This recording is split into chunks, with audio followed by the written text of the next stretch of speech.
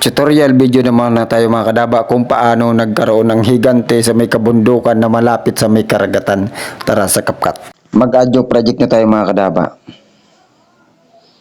And then, so ito yung mga kadaba, yung video na yung mga kadaba kung saan naging higante si kadaba nyo. Ito na yan, add na natin.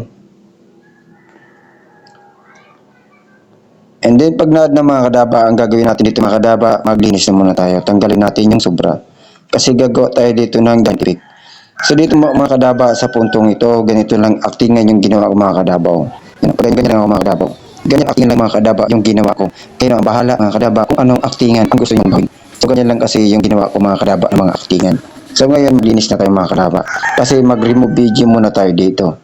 Ngayon ang gagawin natin, mag-split tayo dito mga kadaba. Dito tayo mag-split. Yan, i-touch yan. Pag naka-highlight na, split, i-delete yun sa unahan, delete.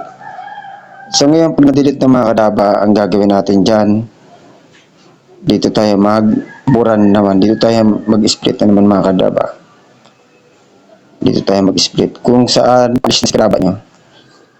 I-touch, then split, then delete. Ayan. Ngayon, pag okay na mga kadaba, na-delete nyo na. So, ang gagawin natin dyan mga kadaba, mag-remove BG na tayo mga kadaba. I-touch, then hanapin si remove BG. Remove BG.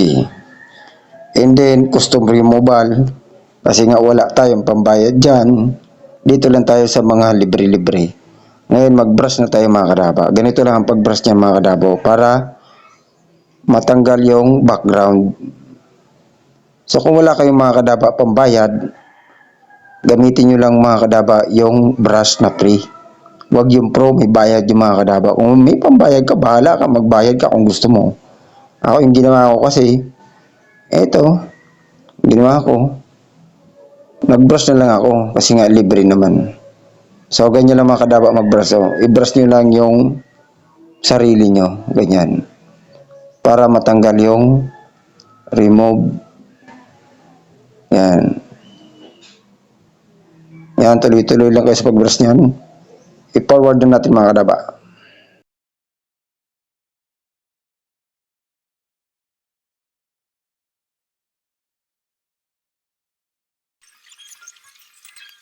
So ngayon mga kadaba, nag-kulay green na siya, nag-check na siya, okay na yan pagkaganyan mga kadaba. Ngayon ang gagawin natin dyan mga kadaba, export na natin.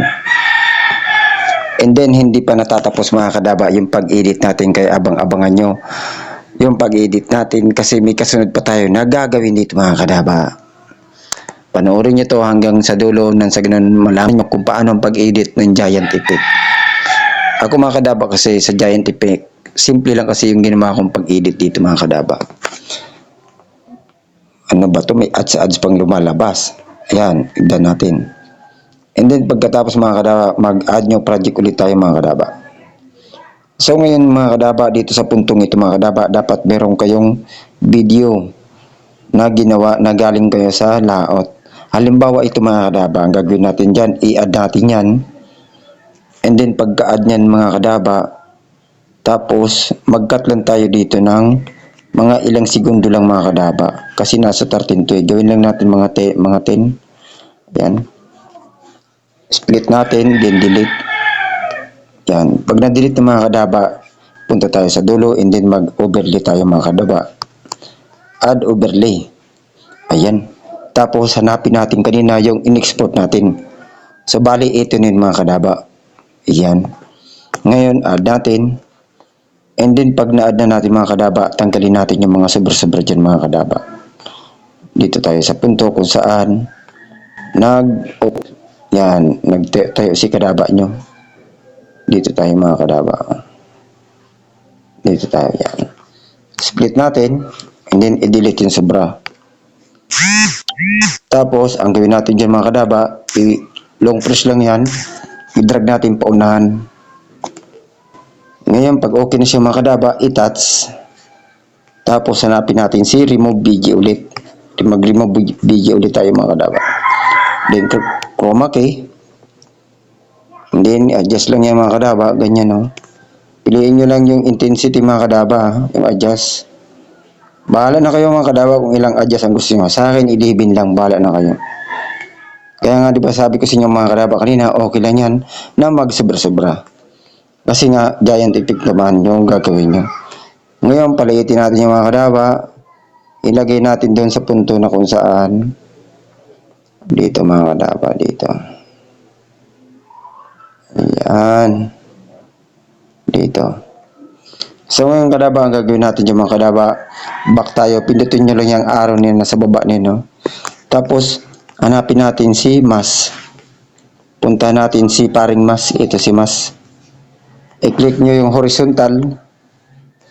Yan. Tapos, ang gagawin natin dyan mga kadaba, itong ano na to, linya na to mga kadaba. Ang gagawin natin dyan, adjust nyo lang yung mga kadaba. I-adjust nyo lang sa ganyan. Tingnan natin kung ilang yung adjust. Fader. Nasa 26. So, kayo na bahala mga kadaba kung ilang adjust ang gusto nyo. Ngayon, pag okay na, i-check nyo lang. Ngayon, pag okay na siya mga kadaba, o, di ba? Nagmukha na siyang higanti mga kadaba. So, ganun-ganun lang mga kadaba. O. Di ba? Kunwari talaga, di ba? Napakalupit mga kadaba. O. Grabe naman yung mga magikan yan. O. So, ganyan lang mga kadaba, gumawa ng giant effect mga kadaba. Di ba mga kadaba? O, di ba? Ang lapit. Akala mo talaga nasa dagat. O. Di ba? O. Ngayon mga kadaba, ang gagawin natin dyan, para maganda tignan, kailangan magpantay-pantayan. Ngayon, i-touch, split natin yung sa taas. Tapos, i-delete yung sobra. Pati din itong nasa baba mga kadaba. Split, delete. Ayan. So ngayon mga kadaba, pag okay na yan mga kadaba, export na natin yung mga kadaba. Ganun lang mga kadaba, gumawa ng giant effect. Diba? Napakalapit mga kadaba. So kung gusto yung mga kadaba matuto ng mga editing na yung mga kadaba, pakipalo naman and pakishare. Nang sa ganun yung mga baguhan, malaman din ito. Thank you very much.